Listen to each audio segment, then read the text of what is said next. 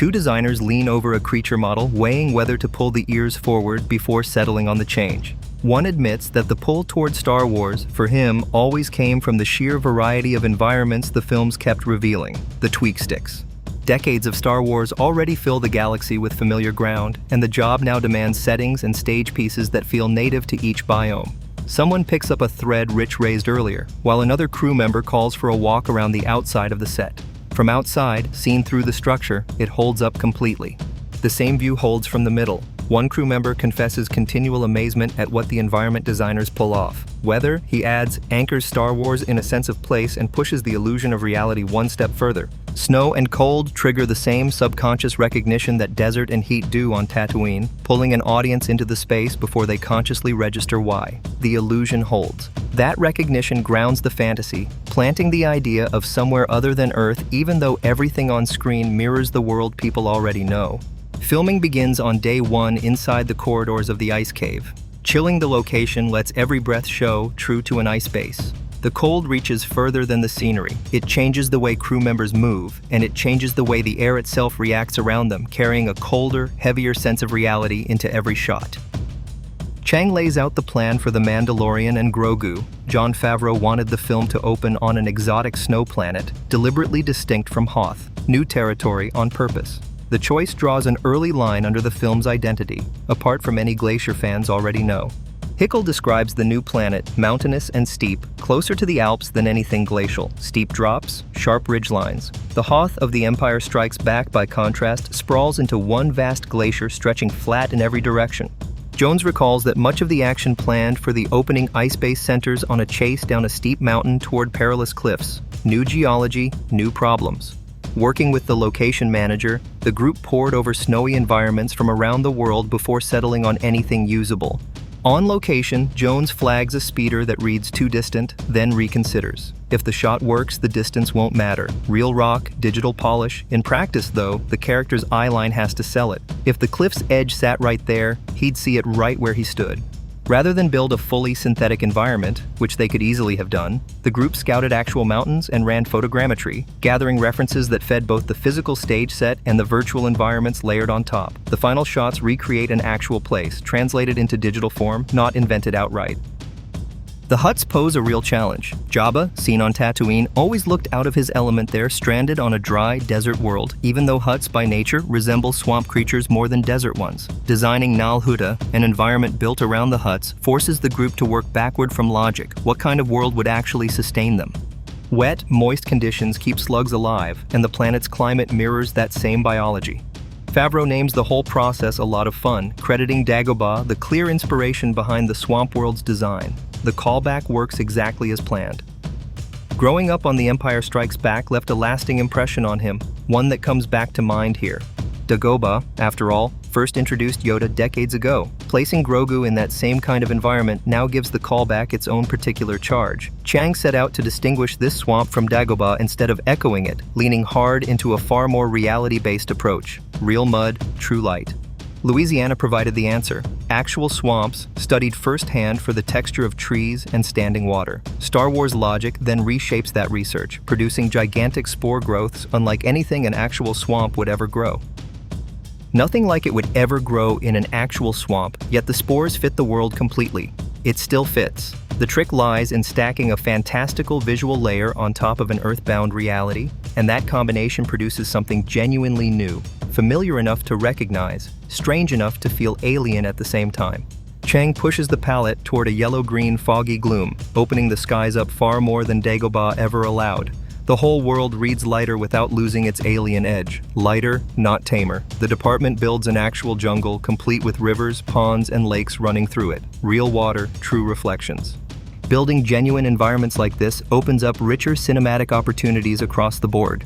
For the filmmaker, that richness means choosing shots more freely and choreographing movement in ways a blank stage never allows. Uniform plants would read like a greenhouse, so the group hunts for chances to mix in smaller, younger growth alongside anything already established. Nothing here reads as planted. Some plants thrive, others die back, and that spread of ages and conditions produces an authentic circle of life across the foliage instead of one uniform crop. Jones outlines an ongoing job just to keep the build refreshed. A crew comes in daily to replace plants and keep them watered. Upkeep never stops. Indoor conditions fight against them though. Everything here slowly declines regardless of the care. A note about specific logs due for replacement passes between crew members on the floor. The longer the whole build lasts, in Jones's account, the more authentic it grows, melding together over time into something that passes for a genuine environment rather than a construction. A couple of raccoons even moved into the jungle build at one point, forcing workers to trap and remove them. Even the wildlife believed it. The set, evidently, convinces more than just the camera. Humidity presses down on the location, and the crickets keep going in the background until it sinks in that the whole day will pass right here. Real bugs, honest sweat. It feels nothing like stepping onto a crisp, air-conditioned soundstage. Instead, the space convinces everyone they've actually traveled somewhere, and for a moment the illusion plays out right in front of them, entirely convincing. Pascal marvels at how much the builds alone give an actor to draw on, calling them the most unbelievable he's ever stood on. Stepping onto them feeds the imagination completely, dropping him right back into the kind of make-believe he played growing up. Just a kid again. This kind of craft, he says, keeps everyone's hearts young. Chang opens on a paradox. Star Wars wears the look of fantasy, but grounding carries most of the weight. 80% of any world has to sit in something audiences already recognize, and the remaining 20% supplies the strangeness that makes it feel like Star Wars rather than anywhere else. Shakari matches that same math. Familiarity comes first, then a twist reshapes the details until the place turns unmistakably exotic. Genre gives Star Wars room to stretch, and Chang leans on George Lucas's own history of borrowing from westerns and samurai films for precedent. Old gangster pictures supply the template for Shakari this time. Prohibition-era Chicago, heightened and reimagined, sits underneath the streets. A mob movie texture runs through the location without breaking the Star Wars frame around it. Favreau frames the leap from television to a theatrical screen around a single question of scale. The Disney Plus series set a ceiling, and the film needed to push past it. Bigger structures, not just a bigger soundstage, supply the answer he settles on. A warehouse in downtown Los Angeles turns into the main street of Shakari. Storefronts and dressing turn an industrial shell into a functioning street. At the far end, instead of a blue screen, a sizable LED wall extends the street further than the physical set can reach. Serino names this the first genuine attempt to marry a location shoot with that kind of LED environment, a pairing the production hasn't tried at this scale before. Favreau admits he hasn't even walked the location yet and turns the trip into an invitation, pulling a crew member along rather than heading down alone. A soundstage could have held all of this, but the physical building gives something a stage can't fake. Uneven ground, old train rails sunk into the floor, actual architecture with history behind it. The structure once housed an ammunitions depot during wartime, and rivets, iron framework, and concrete still carry that past. Trains once ran ammunition straight through the space. Shakari's streets rise up around those bones. They don't replace them. A direction lands mid-walk, dirty it up further, and maybe layer stickers over the grime already there. Some of it, someone notes, only went in the day before. Years on film locations have worn the shine off most surprises for one crew member.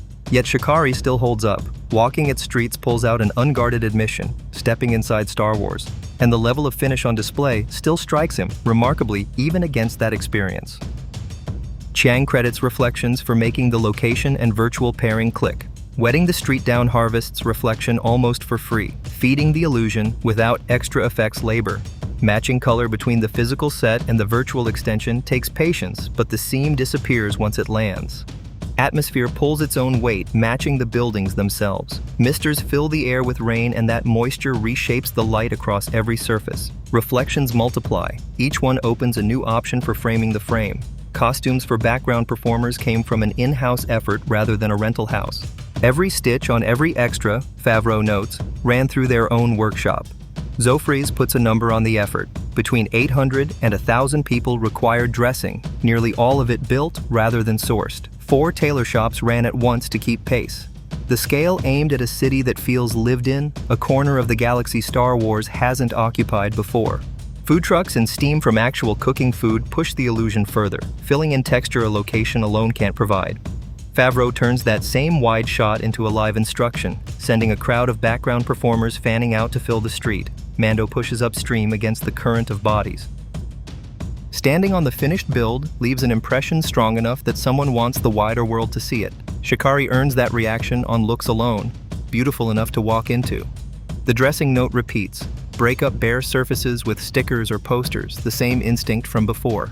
John's attention to detail, a colleague observes, reaches all the way into casting, Martin Scorsese included. On screen, a shady information broker offers to talk for the right price. A threat cuts through the exchange, someone comments that he steals the scene outright, and the same figure deflects a question about locating Lord Janu before shutting the conversation down for the night. Few names carry more familiarity with the gangster genre than Martin Scorsese, and that history shows in what he brings to the role. On screen, his role begs for his life, invoking a dozen smaller dependents at home to soften the moment. Off-screen, the collaboration behind that moment comes up, a conversation about intent, and Scorsese's own instincts push the material past what the page originally held. The same figure stalls under questioning, circling through vague references to other places, a salt bar somewhere beneath Corvin Station among them, without ever landing on a straight answer. Translating a performance like that into an animated or digital figure turns into its own challenge. The animation team studies the specific nuances in what's delivered on the floor and builds the character's design around those choices. Quirkiness runs through Star Wars at its best, and odd background characters that nobody makes a fuss over count among the reasons this corner of the galaxy feels right. Waltz introduces the physical build behind Matthew Willig's Iktachi character. A full head structure anchors the look, paired with a neck piece supporting the brace and an underskull sitting beneath it all.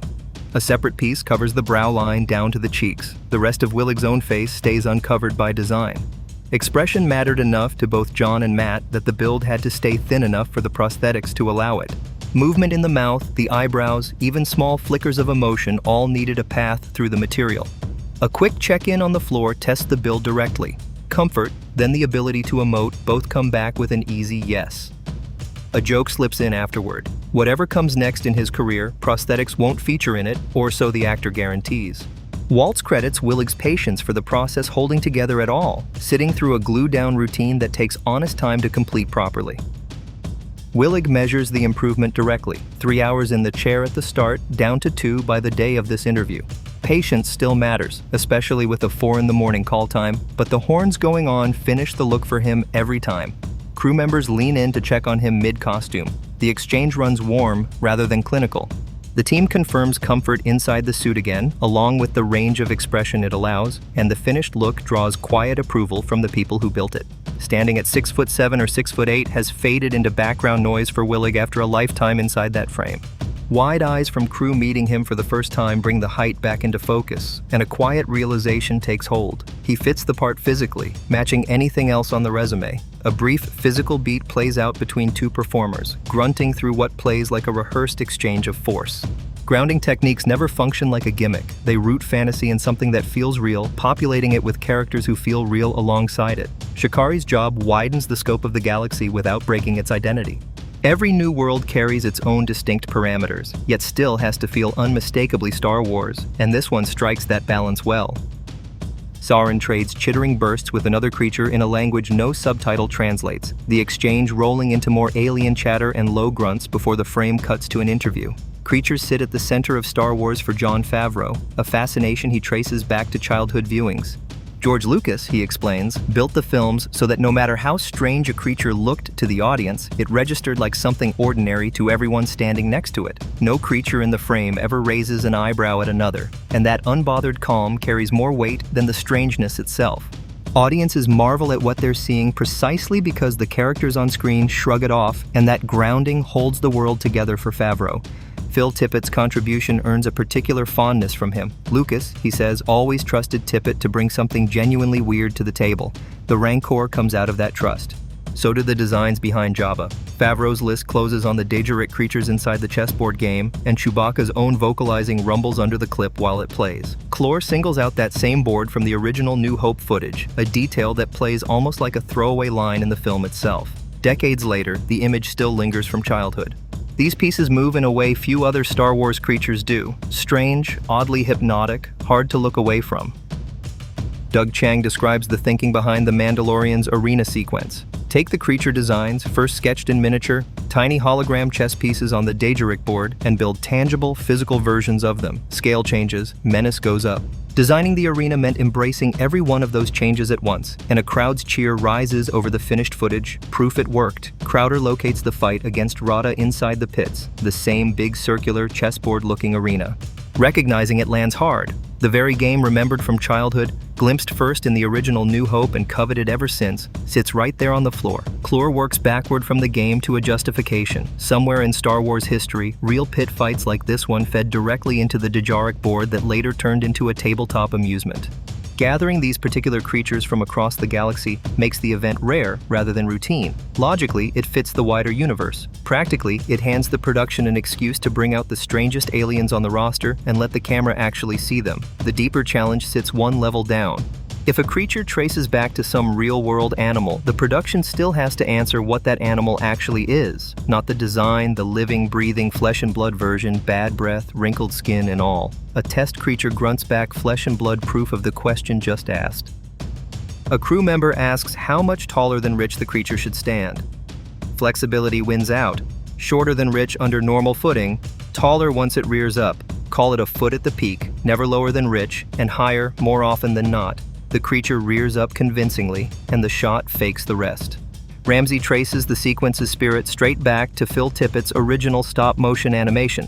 Hal Hickel, head of animation, took charge of supervising this particular sequence. Shooting it posed one of the true visual effects puzzles of the show. Creatures on the floor range from 4 feet tall to 12. Mando must fight them all. A living, breathing actor squares off against CG and stop-motion characters in the same frame, and the crew had to solve, shot by shot, how to actually film that. For Hickel, the most fun came from recreating signature moves that trace all the way back to New Hope. The Strider covers ground in long leaps, swinging its heavy stone hammer exactly the way it always did. In that same original film, a save rip hoists the Strider clean over its head and slams it down, and the team decided early that the new sequence had to land that exact beat too. The whole thing plays like a battle royale with monsters, and nothing in the job compares to it for Hickel. Even after a hit lands, the choreography calls for constant forward motion. Keep the momentum flowing no matter what connects. Inside the animation itself, the creatures square off against each other and against Rada and Mando both, and each one carries its own animalistic fighting style. One wields a staff, another channels electricity. Every creature brings a distinct, dangerous trait to the fight, which made the whole sequence a genuinely fun problem to solve. Favreau counts himself among everyone on the show who simply loves this kind of craft. The group figures out how to do it responsibly, in a way a knowledgeable fan will actually spot and appreciate, while the craft itself holds up against the best CGI on the market. Quality alone doesn't tell the whole story though. Something in these sequences, the handmade feel of creatures that visibly come to life in front of the camera, reaches an audience in a way polish alone can't. That blend of old-school craft and new technology drives the whole sequence. Combining the two produces something both fresh and instantly iconic. Favreau frames the story, one about human relationships riding on the back of a big adventure, with a nostalgia running through the characters and the telling itself. Stop-motion carries part of the load, miniatures carry another part. Puppetry joins them, alongside techniques the prequels first put to use, digital characters among them, and then state-of-the-art CGI closes the list. Wonderful artists embrace every discipline available, pushing into territory nobody has tried before. Sometimes that means asking how an old technique, one nobody bothers with anymore, ever came together in the first place. A roar cuts through the quiet before a comm channel crackles to life, demanding identification. The Razor Crest crackles back, requesting clearance, and a request for performance work comes next. Dead weight has to come off for speed, anything that slows her down needs to go. For the Mandalorian's voice inside the helmet, a specific vocal treatment carries over unchanged from the first season, according to Favreau. The helmet carries the character entirely, which makes the job tricky. Everyone pictures something different behind it. Pedro's face, once finally shown, humanizes the role completely enough that the reveal barely registers. People accept it outright, no shock at all. A warning about the twins hangs in the air, followed by a suggestion to keep moving, phrased and reworked more than once. Favreau recalls landing on the shorter version. Pascal recounts pivoting the character's arc through small script changes, floating alternate readings and testing several angles on the same line. A mask limits expression, yet the collaboration behind it runs deeper than almost anything Pascal has worked on. Favreau, Pedro, and Noah Clore trade ideas freely, and Pedro stays game for every new attempt. Pascal singles out JJ, Brendan, and Lateef for building the vocal landscape the performance needed. Wayne calls it a kind of marrying, two minds working their way into each other's process. Crowder tracks it frame by frame. Blending every contribution, the character comes together into one thing. A line about looking like a badass hits, followed by a threat of exile and a flat refusal to back down from it. Brown credits the Foley team, central to the character, noting that what reaches the ear isn't just footsteps, but armor shifting and a touch of spur beneath the boots. Foley itself amounts to a performance, one voice insists. No two individuals' footsteps should ever sound alike. Hands on surfaces, objects set down, buttons clicking, hands build all of it rather than record it live. Someone requests playback, the room grants it, and cheering breaks out somewhere off to the side. Zofris calls it close to perfect. The finished silhouette draws her admiration from the start. Certain elements still called for adjustment to fit the script's damage and stunt requirements. Interior rigging, handled closely with legacy, covers the hard components, while the costume department builds the soft underlayers itself. Scott recounts the excitement around landing Grogu a ride with Mando, building, rigging, and rehearsing in turn, pushing his range further than before. 6 people at most operate him at once, arms from the shoulder down on one performer, head and part of the body on another, eyes and both sets of lids under separate control, ears, mouth, and upper lip split again. A smile takes 2 hands working together, one lifting the lower lip while the other opens the mouth until the 2 motions read like a single, unified emotion. Weaver confesses total devotion to Grogu, insisting that despite the crowd of operators surrounding him, only the small face registers. A groan escapes, half performance and half genuine reaction, and she then offers to keep supplying Grogu's noises without pay. A mechanism powers up nearby, babbling meets a greeting, and a warning not to touch anything cuts the moment short. Hickle notes genuine grief among fans over the Razor Crest's destruction in the 2nd season, which raises the question of how to rebuild it looking factory fresh. Chang points to the P-51 Mustang for reference, its bright yellow paint job supplying the answer. Church recalls testing several color schemes before settling on something close to what a museum piece or an assembly line original might be: pristine, untouched. Approval comes quickly once the color clicks. Knoll outlines building 2 miniatures of the new ship, a 24-inch model matching the first season's scale, and a highly detailed 48-inch version with ramps and landing gear for close-ups and flybys. Hickle credits John Goodson with the build, marveling at the fine detail achievable on a model twice the earlier size. Bare metal calls for reflections. The department builds an 8-foot LED cube around the miniature, reusing content filmed for the cockpit footage. A genuine leap from the motion control days, when tools like this simply didn't exist. Caution rides the sticks. Something ahead already waits for them. Lucasfilm Animation supplies a run of iconic characters folded into the design process, and Chang outlines weaving those animated designs into one cohesive universe. Zeb stands out, a prime example. Dave Filoni built him from one of Ralph McQuarrie's early Chewbacca sketches. Bloom calls him a great character with a wonderful personality, blunt and always ready for a fight. Zeb's fight demanded real speed, which took work to figure out. According to Hickle, the weapon he wields doubles for both staff and rifle. Because the figure lives entirely in CG, the group builds multiple physical versions purely for ILM to scan, chasing the right texture and nailing the antler shape and color. Embo's bowcaster brings the character into live action for the first time, something Hickle labels a lot of fun. Filoni traces Embo back to a series of designs meant for a live-action series George Lucas once planned around the Star Wars underworld. That project never happened. The design survived into Clone Wars once Lucas gave the go-ahead to develop him further. Embo counters Mando specifically because he mirrors an older, colder version of Mando's past self, set against the strength raising a son has given him. Zolfris notes that Embo, though built entirely in digital form, still needed grounding in a physical costume, so the team took on the job of interpreting unfamiliar fabrics from scratch. Illustrations go up for approval, then fabrication begins, and the finished costume passes along to visual effects, making a digital creature read as real ranks among the department's best opportunities, in Zofris' telling. A grunt and a groan mark Rada's arrival. Henry Gilroy once pitched the idea of a baby Hutlet, and Weaver claims the performance for her own. Dave wanted something unmistakably gross, and by her own account, she delivered. A line about not sharing his father's blood hits home, followed by Favreau's account of pairing that emotional weight with Jeremy Allen White's performance, aiming for dimensions nobody expects from the role. Fear gives way to affection.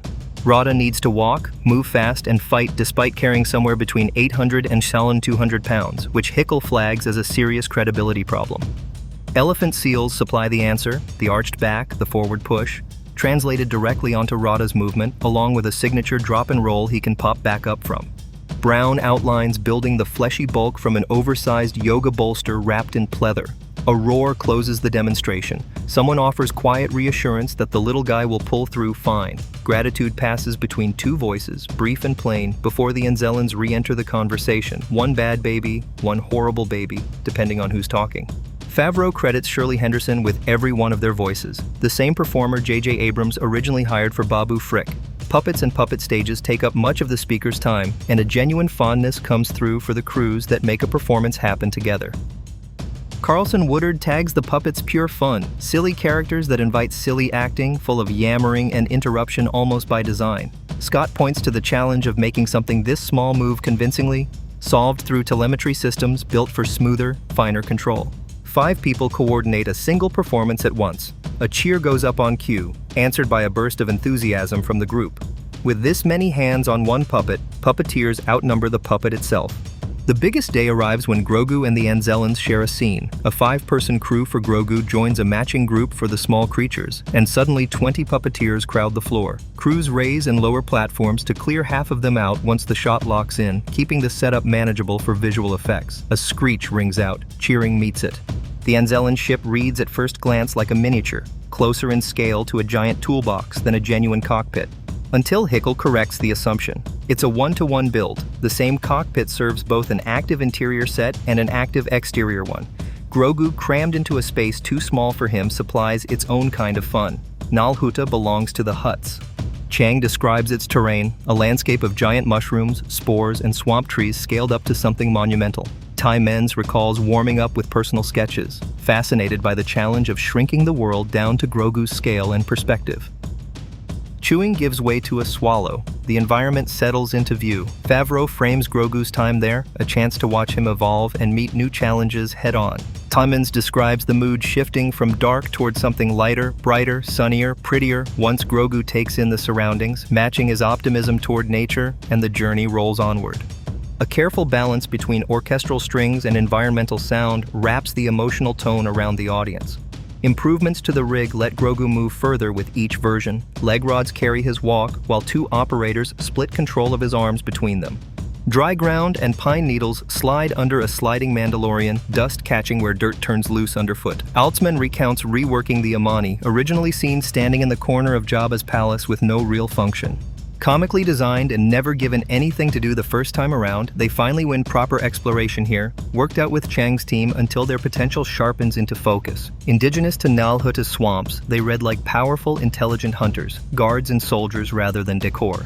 Altzman's own goal pushed them towards something genuinely unsettling. Shark-like mouths, a preference for swimming over standing, both choices aimed squarely at menace. A roar meets a grunt nearby. Chang names the return of the droid mercenaries one of the project's most enjoyable opportunities. George Lucas had already imagined a culture where battle droids from every era converge, repairing themselves and swapping parts into a society of their own. That backstory hands the team a reason to blend every generation of battle droid into one frame. Zofris traces her inspiration to a striking rendering from the art department. Stunt performers wear armor cast specifically for them, swapped piece by piece, whatever the day needs. Chest plates, legs, arms, cloaks mixed freely across bodies. Classic B1 heads sit beside B2 heads, and somewhere in the crowd a droid even wears a K2SO head. Huttese chatter gives way to a clipped acknowledgement and an alarm. Phil Tippett's studio takes on the stop-motion work, a genuine treat, more than one voice calls it. Favreau's enthusiasm for a stop-motion sequence shapes the pitch from the start, something big, unique, and different for the final battle.